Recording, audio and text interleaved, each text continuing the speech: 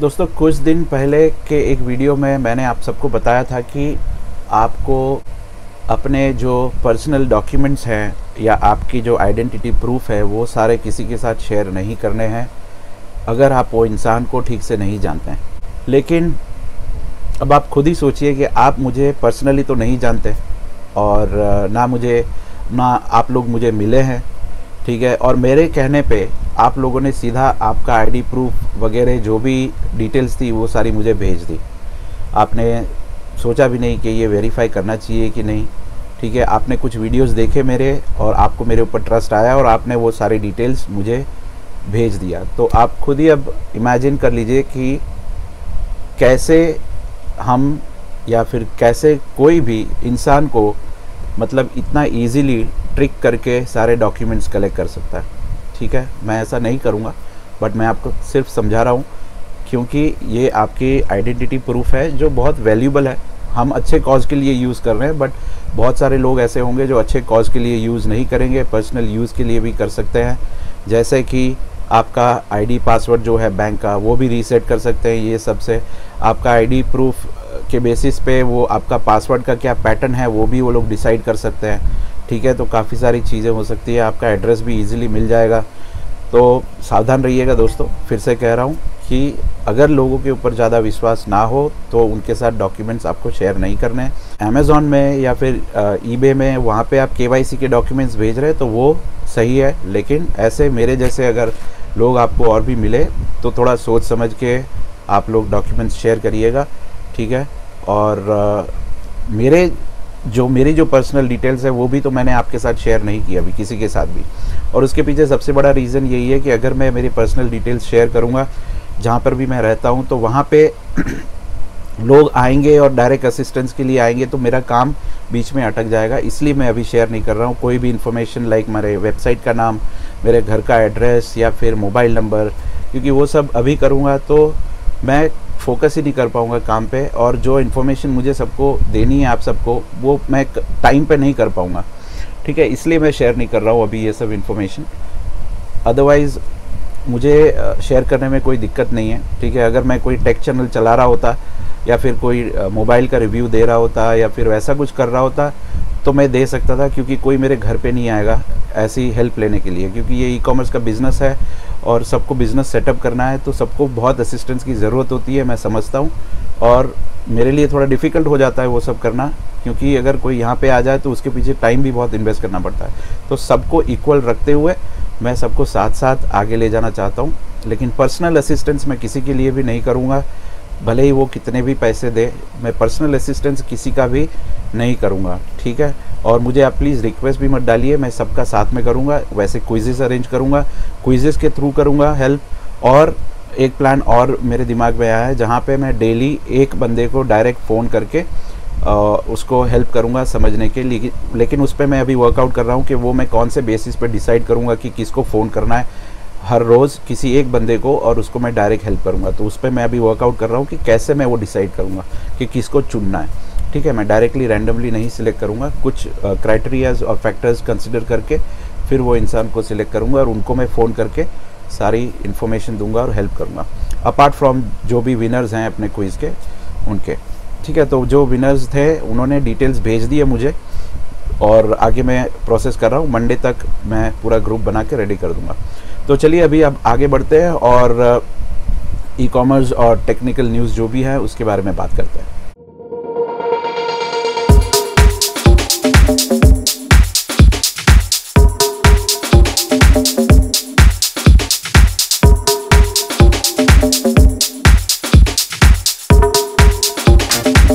Okay दोस्तों, आज मेरे हाथ में है ये किंडल।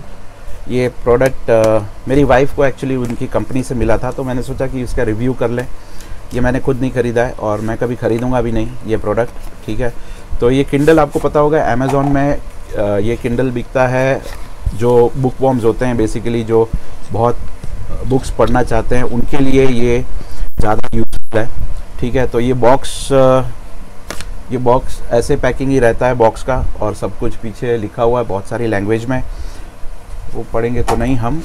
और बॉक्स की जो पैकिंग है वो भी काफ़ी अच्छी है। वैसे फिनिशिंग अमेज़ॉन का है तो कहने की कोई ज़रूरत ही नहीं है इसमें। और अंदर जो है वो एक USB पोर्ट आता है साथ में, और कुछ ऐसे 2-3 छोटे छोटे ऐसे लीफलेट्स हैं जो आपको बेसिकली इंस्ट्रक्शन मैनुअल है ये सारे। तो इसका तो कोई काम नहीं है, इसको हम रख देते हैं साइड में। अब किंडल बेसिकली दिखता है ऐसा, ठीक है, छोटा सा है, 5900 के आसपास आपको मिलता है अमेज़ॉन में। और नीचे इसका बटन दिया हुआ है, USB पोर्ट यहाँ पे दिया हुआ है, ठीक है। तो ये जैसे आप ऑन करेंगे तो ये जो बुक्स में बेसिकली पढ़ता हूँ आपको बाय डिफ़ॉल्ट यहाँ पे दिख रही होंगी, एडोल्फ हिटलर की और काफ़ी सारी बुक्स हैं नीचे। तो ये सारी बुक्स पढ़ता हूँ कभी कभी। और फिर से आप ऑफ़ करेंगे तो ये जो पैटर्न है वो अपने आप आ जाती है। और ये पैटर्न जो स्क्रीन है वो बहुत ही स्मूथ है, मतलब आपको लगेगा ही नहीं कि ये स्क्रीन है। आप ये अगर ऐसे ही पड़ा रहेगा तो ये लगेगा कि ये फ़ोटो फ्रेम है, मतलब इतनी अच्छी फिनिशिंग दी हुई है इसकी, ठीक है। बॉडी भी बहुत ही अच्छी है और हल्का है एकदम, तो मुझे बहुत पसंद आया ये। अब ये किंडल की फंक्शनैलिटी पे हम आते हैं यहाँ पे। अब ये वाईफाई के बिना आप इनिशियली सेटअप नहीं कर पाएंगे, ठीक है। आपको इसको वाईफाई के साथ करना पड़ेगा, और बाय डिफ़ॉल्ट इसके अंदर बुक्स कभी भी नहीं होती हैं, वो पहले आपको डाउनलोड करनी होती है, ठीक है। अगर फ्री वाली है तो फ्री वाली डाउनलोड करेंगे, अगर पेड है तो पैसा पे करके आपको डाउनलोड करना होगा। मोस्टली जो बुक्स हैं इसके अंदर वो सारी पेड हैं, ठीक है। इसका मतलब ये है कि आपको पेमेंट करना होगा ये बुक्स को पढ़ने के लिए। तो एग्जाम्पल हम देख लेते हैं। मैं चेतन भगत की कोई भी बुक लेता हूँ, चेतन भगत की बुक सर्च करता हूँ यहाँ पे, तो काफ़ी सारी बुक्स यहाँ पे आ जाएंगी। अभी यहाँ पे ये वन इंडियन गर्ल जो है बुक, यहाँ पे मैं देखने जाऊँगा, यहाँ पे लिखा है read for free and buy for 48, ठीक है। अब रीड फॉर फ्री पे मैं अब क्लिक करूँगा तो वह यहाँ पे एक मेंबरशिप का ऑप्शन देते हैं। यहाँ पे 150 रुपीज़ में आप जितनी चाहे बुक्स पढ़ सकते हैं, ठीक है। और एवरी मंथ 150 रुपीज़ आपका डिडक्ट होगा, आप जो भी बुक्स चाहे वो पढ़ सकते हैं। अगर आपको सिर्फ यही बुक पढ़नी है तो आप 48 रुपीज़ पे करके इसी डिवाइस में आप वो बुक पढ़ सकते हैं, ठीक है। तो अब सबसे बड़ा सवाल ये उठता है कि इसकी वजह से क्या बुक्स की सेलिंग में कमी होगी? बिल्कुल नहीं होगी, क्योंकि ये जो डिवाइस है वो सब यूज़ नहीं करते हैं, बहुत कम लोग यूज़ करते हैं, और मोस्टली गिफ्टिंग में ये ज़्यादा काम आता है, ठीक है। पर्सनली बहुत कम लोग होंगे जो ये ऐसा डिवाइस खरीदेंगे और उसमें से पढ़ेंगे, क्योंकि ये हम बुक्स का ऐसा होता है कि बुक्स पढ़ते पढ़ते ऐसे रख देते हैं, ये आप ऐसे रख नहीं सकते क्योंकि ये डैमेज हो सकता है, तो वो थोड़ा एक ध्यान में रखना पड़ता है। और बुक्स की कलेक्शन ऑलमोस्ट सारी है इसके अंदर, ठीक है। वर्ल्ड की कोई भी बुक्स आपको देखनी होगी वो सारी बुक्स आपको यहाँ पे मिल जाएंगी। लेकिन प्रॉब्लम यही है कि आपको पे करना होगा मंथली सब्सक्रिप्शन फ़ी या फिर one time fee. Most of the books में ऐसा ही है। जो फ्री वाली बुक्स हैं, जैसे कि ये एडोल्फ हिटलर की जो बुक है फ्री में, ये अगर हम पढ़ रहे हैं यहाँ पे तो कुछ ऐसा दिखेगा, ठीक है। और ऐसे स्लाइड करना है तो वो बुक्स, मतलब जो भी पेज है वो स्लाइड होते जाएंगे, ठीक है। अच्छा है, मतलब अगर आप ड्राइव में जा रहे हैं या फिर कहीं लॉन्ग टूर पे जा रहे हैं तो ये साथ में कैरी कर सकते हैं। आपको बहुत सारी बुक्स कैरी नहीं करनी पड़ेगी, आप इसी के अंदर सब एक साथ कलेक्ट करके आप जा सकते हैं और बुक्स पढ़ सकते हैं। सिर्फ किताबी कीड़ों के लिए है, ठीक है, और जिनको बुक्स अच्छी लगती है। अदरवाइज़ इसमें मैं किताबी कीड़ा नहीं हूँ, मतलब ये फ्री में मिला है इसलिए मैं पढ़ रहा हूँ, अदरवाइज़ मैं ये कभी ना ख़रीदूँ ये प्रोडक्ट को, ठीक है। ओके दोस्तों, तो ये रिव्यू है बेसिकली छोटा सा। अब हम इम्पोर्टेंट टॉपिक्स पे आगे बढ़ेंगे और बात करेंगे थोड़ा और ई कॉमर्स के बारे में।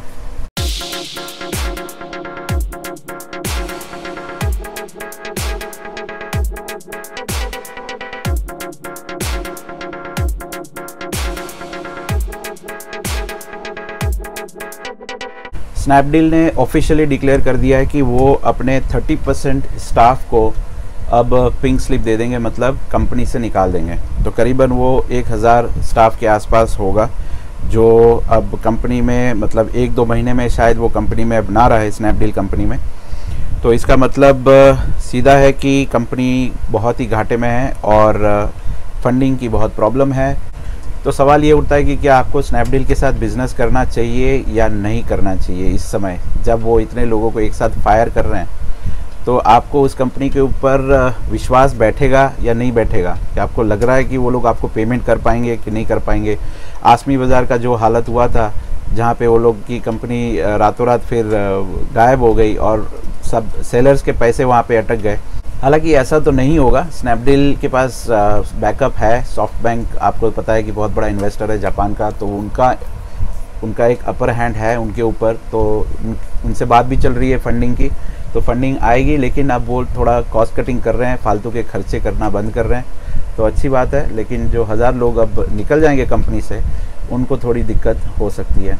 तो शायद वो लोग अब हो सकता है कि ऑनलाइन सेलिंग शुरू कर दे, क्योंकि उनके पास भी तो नॉलेज अच्छा ही होगा सेलिंग के बारे में। दोस्तों, आपके सबके बहुत सारे कमेंट्स आते हैं अब यूट्यूब में, तो सबके रिस्पांस देना थोड़ा डिफ़िकल्ट हो रहा है। बट अगर बहुत अर्जेंट है तो आप रोज़ रात को फेसबुक पेज में मेरे आ सकते हैं। 9:30 से 10:30 के बीच में मैं लाइव रहता हूँ, तो वहाँ पे आप सवाल पूछ सकते हैं मुझे। कोई भी अर्जेंट आपको असिस्टेंस चाहिए तो वहाँ पे आपको सवाल के जवाब ऑन अ डेली बेसिस मिल जाएंगे, एक्सेप्ट संडे।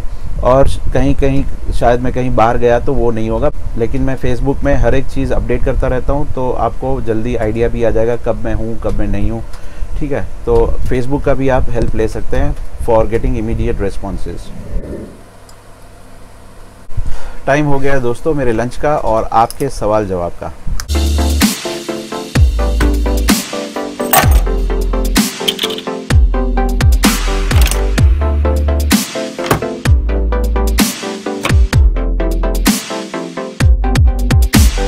पहला सवाल है अहमद खालिद का। पहला मतलब उनका यही सवाल काफ़ी बार आ चुका है और मैं पता नहीं भूल जा रहा था, तो आज मैंने याद करके ये सवाल का जवाब दे रहा हूँ मैं अभी। तो उनका सवाल था कि how can be save paper, because papers जो है वो बहुत ज़्यादा यूज़ होते हैं। शुभम, वो पेपर का बंडल देना एक बार। तो देखिए, बेसिकली हम जब इनवॉइस निकालते हैं, मैं अमेज़ॉन का आपको दिखा देता हूँ, तो वो ये साइज़ में आता है, शायद नहीं दिख रहा होगा, ये साइज़ में आता है। ये जो आपको दिख रहा है वो मैंने हाइड करके रखा है, एड्रेस, प्रोडक्ट का नाम, कस्टमर का नाम सब हिडन है। ठीक है, तो ये साइज़ में स्टैंडर्ड एक इनवॉइस निकलता है। अब इसको आप कैसे हाफ साइज़ में निकाल पाएंगे? देखिए, वही इनवॉइस हमने अब यहाँ पे हाफ साइज़ में निकाला हुआ है। ठीक है, मतलब इसका जो है वो आधा कर दिया है।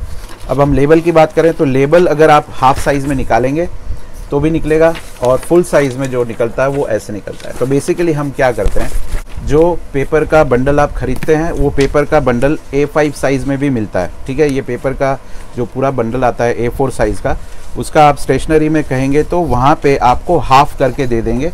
ठीक है, इस तरह से वो हाफ़ करके, उनके पास वो मशीन होता है, काट देते हैं और हाफ़ करके आपको दे देंगे।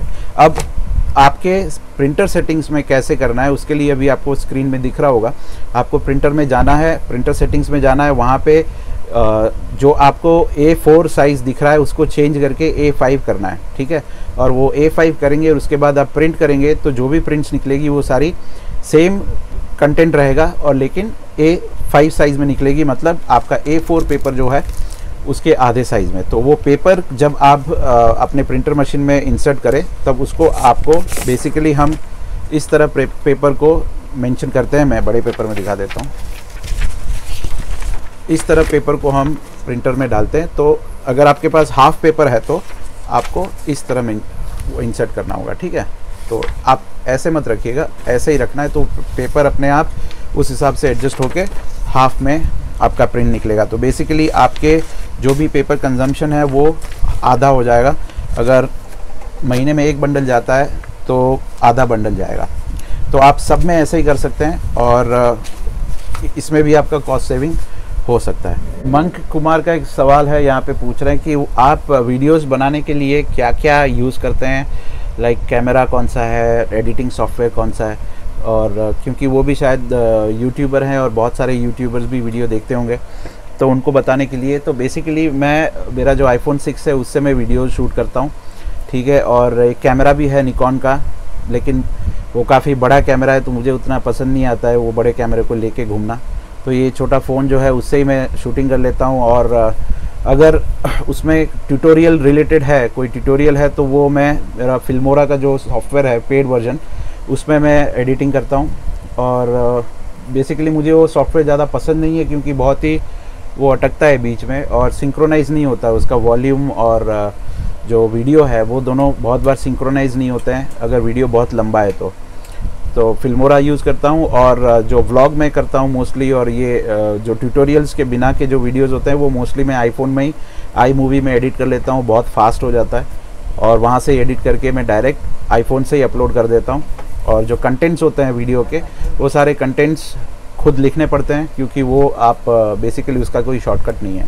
ठीक है, तो बस इतना ही है शायद। बहुत सारे लोगों के सवाल थे अर्ली सेटअप के बारे में। अर्ली सेटअप का वीडियो मैं बना रहा हूँ नेक्स्ट वीक, तो वो पूरा अलग से वीडियो बना के आप सबको दिखा दूंगा। चिराग वर्मा का एक सवाल है, sir I want to ask when we send products with our courier then how do we pay commission to Amazon if we collect money through cash on delivery।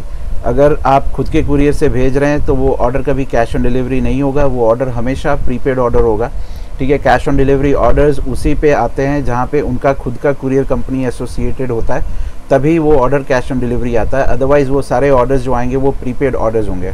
और प्रीपेड ऑर्डर्स जब आप अपनी तरफ से डिस्पैच करते हैं तो eBay में बेसिकली ऐसा होता है कि जब कस्टमर एक्सेप्ट करता है कि प्रोडक्ट मिल गया है तब उसके जो टाइम पीरियड है 7+10 डेज़ या 7+4 डेज़, डिलीवरी +4 डेज़, उस हिसाब से पेमेंट आता है। और अमेज़ॉन में जब डिलीवर होता है तब उसके साथ नेक्स्ट जो पेमेंट साइकिल है उसमें वो पेमेंट आ जाता है। और दूसरी जो साइट्स है उसमें खुद के कुरियर से भेजने का ऑप्शन अवेलेबल ही नहीं है, तो ये सवाल वहाँ पे एप्लीकेबल भी नहीं होगा। और हमारे जो प्रॉफिट कैलकुलेटर हमने जो बनाया था उसमें काफ़ी सारे कैटेगरीज़ का रिकमेंडेशन आया है और उसमें एक स्लाइट मिस्टेक भी थी आउटपुट टैक्स की, वो करेक्शन मैंने कर दिया है। लेकिन अब जो दूसरी कैटेगरीज जो ऐड करनी है वो ऐड करके मैं शायद कल या परसों तक वो फाइल फिर से उसी जगह पे अपलोड कर दूंगा जहाँ से आप फिर से उसको डाउनलोड कर पाएंगे। चलिए अब हम अच्छी खबर की तरफ बढ़ते हैं।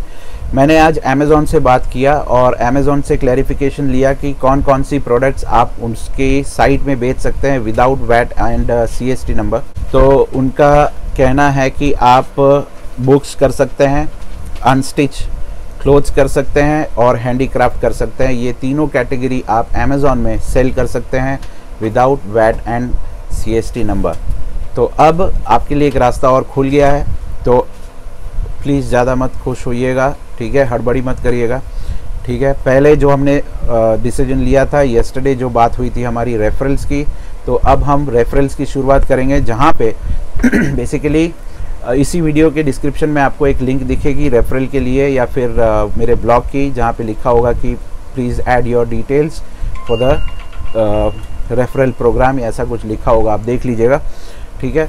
और एक्चुअली मैंने नाम डिसाइड नहीं किया अभी तक क्या लिखना है, इसलिए मैं अभी नहीं बता पा रहा हूँ। तो वहाँ पे आप क्लिक करेंगे, आपकी सारी डिटेल्स वहाँ पे ऐड करेंगे, तो जैसे ही एक डेटाबेस बनेगा तो मुझे पूरा क्लियर आइडिया आ जाएगा कि कितने लोग ऑलरेडी एग्जिस्टिंग हैं अमेज़ॉन में, कितने लोग अमेज़ॉन में ऐड हो सकते हैं, कितने लोग नहीं होना चाहते हैं अभी ऐड और GST का वेट करना चाहते हैं। तो ये सारी इन्फॉर्मेशन मैं एनालाइज करूँगा जब आप सारा इन्फॉर्मेशन वहाँ पे ऐड करेंगे।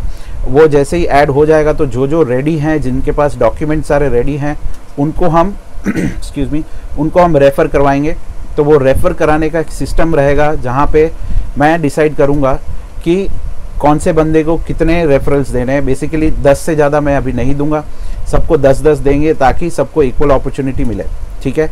और इसमें एक कंडीशन ये होता है कि अगर आप रेफ़र कर रहे हैं किसी को, वो बंदे को कम से कम 10 SKUs उसमें ऐड करने हैं, 10, ठीक है। और आप 10 SKUs उसमें ऐड करेंगे, उसके बाद आपका जो भी कमीशन या क्या कह सकते हैं रेफरल बोनस जो है वो आपके अकाउंट में 15 दिन तक आ सकता है।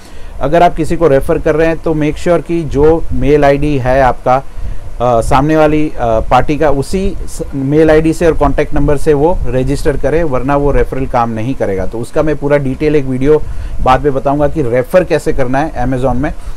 उसके पहले आप कहीं पर भी रेफ़र मत करिएगा, वरना आपके हाथ में से पैसे निकल जा सकते हैं। उसके थोड़े टर्म्स एंड कंडीशंस होते हैं, मैं अलग से एक वीडियो बना के आपको दिखा दूंगा। तो होगा ऐसा कि 10-10 एक इंसान को 10 लोग एलोकेट होंगे। अब जो 10 लोग एलोकेट होंगे उसको भी आगे 10 लोग और एलोकेट होंगे। तो वो आप अगर करने जाएंगे आपकी तरफ से तो आप कर सकते हैं डेफिनेटली, लेकिन उसमें कन्फ्यूजन यही होगा कि किसी को फ़ायदा मिलेगा और किसी को नहीं मिलेगा। तो सबको इक्वल फ़ायदा मिले, इसलिए मैं ये डेटाबेस कलेक्ट कर रहा हूँ। और मेरी तरफ से मैं सबको रेफ़र करूँगा जो अपने ये यूट्यूब चैनल के कम्युनिटी में हैं। अगर आप बाहर किसी को रेफ़र करते हैं थर्ड पार्टी को, तो आप बिंदास करिए और डेफिनेटली करना ही चाहिए, क्योंकि आपको उससे फ़ायदा हो रहा है। लेकिन अपनी जो कम्युनिटी है उसमें ऐसा मत करिएगा, क्योंकि बहुत लोगों को इससे फ़ायदा होगा। इनिशियली जो एक्सपेंसेस हैं उनके, लीगल एक्सपेंसेस जो हैं, मतलब वैट और CST नंबर के, वो सारे एक्सपेंसेस उसमें से निकल जाएंगे उनके। तो वो सबको अपॉर्चुनिटी देने दीजिएगा। यहाँ पे मैं मेरी तरफ से इसलिए नहीं करूँगा, पहली बात सबसे, मैं तो नहीं करना चाहता। अगर मैं करूँगा भी तो मुझे मेरे जो डिटेल्स हैं, पर्सनल डिटेल्स, वो मुझे डिस्क्लोज़ करने होंगे आपके साथ, ठीक है, जो मैं अभी बिल्कुल नहीं करने वाला हूँ, ठीक है। तो इन फ्यूचर भी मैं वो सारे डिटेल्स बनेगा उतना तो मैं डिस्क्लोज़ नहीं करूँगा, क्योंकि ये यूट्यूब चैनल अभी के लिए सिर्फ नहीं है, ये तो अब शायद लाइफ टाइम ही रहेगा वहाँ पे। तो अगर मैं पर्सनल डिटेल्स डिस्क्लोज़ करूँगा तो कभी भी लोग आ सकते हैं और बहुत बड़ी भीड़ हो जाएगी यहाँ पे। इसलिए मैं पर्सनल डिटेल्स खुद के कभी शेयर नहीं करूँगा, बट दूसरा कोई रास्ता निकालूंगा जहाँ से हम एक दूसरे की हेल्प कर पाएँ। तो यही है बेसिकली एक आइडिया। और ये हम शुरुआत कब करेंगे? नेक्स्ट वीक से नहीं करेंगे, नेक्स्ट टू नेक्स्ट वीक से करेंगे। नेक्स्ट वीक और थोड़े इंपॉर्टेंट वीडियोज़ हैं जो मैं आपको बता देना चाहता हूँ। How to setup your e-commerce business, थोड़े बेसिकली सेटअप के बारे में बात करूँगा, ठीक है। क्या क्या आपको इक्विपमेंट्स चाहिए होंगे उसके बारे में बात करूँगा। थोड़े मटेरियल्स के बारे में भी बात करूँगा, क्या मटेरियल्स आपको रेडी रखना है, ठीक है, ये सब बात करूँगा। उसके बाद आप रजिस्ट्रेशन प्रोसेस शुरू करिएगा। अभी से आप शुरू कर देंगे तो आपका जो टाइम पीरियड है, उनका एक लिमिट टाइम पीरियड होता है कि जब भी आप किसी को रेफ़र करें तो वो टाइम पीरियड के अंदर उसको रजिस्ट्रेशन होना चाहिए, अदरवाइज़ वो आपको रेफरल बोनस नहीं मिलेगा। तो ये सारी चीज़ों का ध्यान रखना पड़ेगा, ठीक है। तो उस हिसाब से मैं कर रहा हूँ। अब दूसरा जो हमने ग्रुप की बात की थी, जो ग्रुप हम डेवलप कर रहे हैं एक दूसरे को हेल्प करने के लिए बेस्ड ऑन देयर स्किल्स, तो उसका भी डेटाबेस में कलेक्ट कर रहा हूँ। उसकी भी लिंक मैंने वीडियो के डिस्क्रिप्शन में डाल दी है। तो जो लोग चाहते हैं कि वो अपने स्किल्स को दूसरे के हेल्प के लिए यूटिलाइज़ करना चाहते हैं तो वो फॉर्म को फिल कर सकते हैं। मैं स्किल्स मतलब ऐसे स्किल्स की बात कर रहा हूँ जैसे कि आपको एक्सेल की नॉलेज हो, जावा की नॉलेज हो, DBMS की नॉलेज हो, ठीक है, फिर HTML की हो, PHP की हो, ऐसे स्किल सेट्स की बात कर रहा हूँ। पावर पॉइंट प्रेजेंटेशंस हो, कुछ भी, मतलब ऐसा जो आपको लगे कि कुछ यूटिलाइज हो सकता है उससे, और काम जो प्रोसेस है उसको थोड़ा और शॉर्ट किया जा सकता है, ठीक है। और तीसरी बात, FAQ की जो हम बात कर रहे थे, FAQ का भी मैंने एक फॉर्म नीचे अटैच किया है जो आप डाउनलोड कर सकते हैं। जो लोग इंटरेस्टेड हैं कि FAQs में हेल्प करें, वो फॉर्म डाउनलोड करके उनको जितना नॉलेज है उस हिसाब से उसमें क्वेश्चंस और उसके नीचे आंसर्स खुद ही लिख के वो मुझे भेज सकते हैं मेरे ईमेल आईडी पे। ईमेल आईडी मैंने उसमें मेंशन कर रखा है। मतलब आप कॉन्फिडेंट है कि इसका क्वेश्चन ये है और इसका जवाब ये है, तो आप उस हिसाब से सेंटेंस को स्ट्रक्चर्ड मैनर में लिख के मुझे भेज दीजिए। क्वेश्चंस के आंसर्स जितने हो सके आप उतने डालिए, और फिर मैं उसको सॉर्टिंग करके उस हिसाब से उसको सिलेक्ट करके फिर एक पूरा स्ट्रक्चर बनाऊंगा, और फिर हम वो PHP में या फिर HTML में डेवलप करेंगे और अपने ब्लॉग में उसको डाल देंगे, ताकि किसी को भी कोई जेनरिक क्वेश्चन हो तो सीधा वहाँ पे जाके चेक कर सकता है कभी भी, और उसको जवाब वहीं पे मिल जाएगा, ठीक है। तो वो इंस्टेंट सॉल्यूशन हो जाएगा आपके सवालों का। और वो जो FAQ है वो ऑन अ रेगुलर बेसिस हम उसमें क्वेश्चंस ऐड करते रहेंगे, जो जेनरिक क्वेश्चंस हैं वो। तो दोस्तों ये जो 3 बातें जो मैंने बताई अभी, FAQ के बारे में, रेफरल प्रोग्राम के बारे में, स्किल्स के बारे में, तो तीनों के फॉर्म इसी में हैं। और ये जो है वो हर एक वीडियो में मैं डाल दूंगा, हर एक वीडियो में ये लिंक मैं डाल दूंगा, ताकि जितने भी लोग अब देखना शुरू करेंगे उनको भी ये आइडिया आ जाएगा कि अब इसमें हम वो लोग कंट्रीब्यूट कर सकते हैं, ठीक है। तो वो हर एक वीडियो में उनको दिखने लगेगा।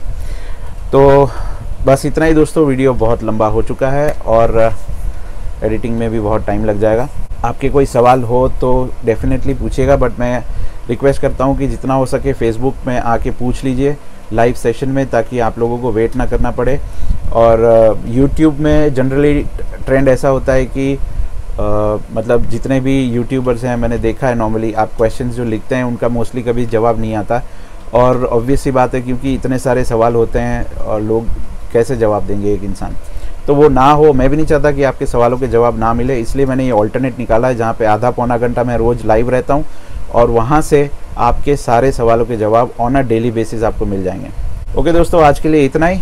Take care, good night.